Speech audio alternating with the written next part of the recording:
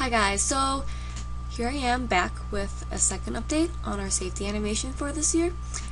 If you see right here, I have my window set on camera 1 and camera 3.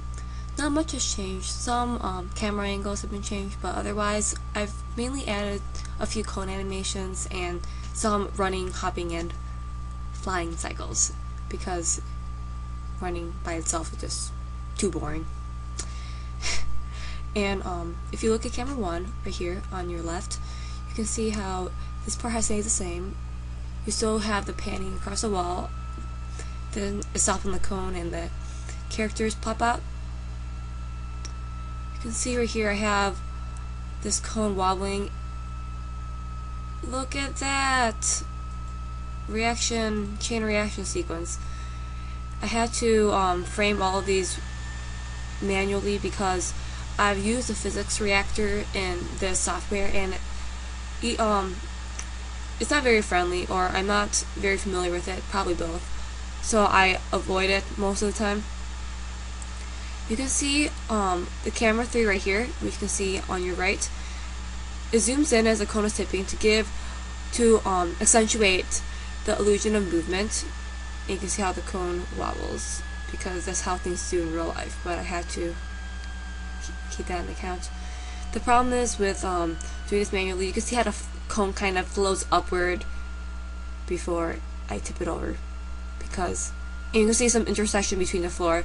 But by this time, I'm just going to keep the animation on this camera about up to here before you can see some of the not so clean framing. Then I'll cut to camera 3 from here, and then you can see a dramatized version of the cone falling. What I have not done yet, which I'm probably going to be doing today, I'm going to put another camera right here, kind of an over the shoulder shot, so we can see the characters running and flying and hopping to the cone to clean up the mess. The thing is, I have to probably stagger some frames because the cone's supposed to fall and then they come running over, rather than it's falling as they come running over, because they have to react to the cones falling over.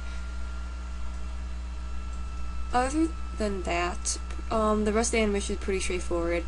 The nice thing about having a cone is that if you make a mistake behind the cone, it doesn't exactly matter because what the audience sees isn't included.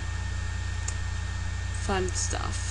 You can call it cheating, but a lot of things don't make sense. Like right now, his leg is sticking right through the cone because there's not really a sense of solid bodies in 3ds Max unless you call something a solid body, but that means you have to use a physics reactor, and yeah, I said before I like to stay away from that. And you can see they don't really like run to position for the next shot, they just kind of slide. Then you can see the flying and hopping going on right here. Like, the running cycle that I created for this blue guy isn't complicated because I just make his legs slide. You can see right here. Whoops, right here. I mean, but it's not, it's kind of like he's running, like gliding and running. It's not very realistic. If you have seen our eco animation, our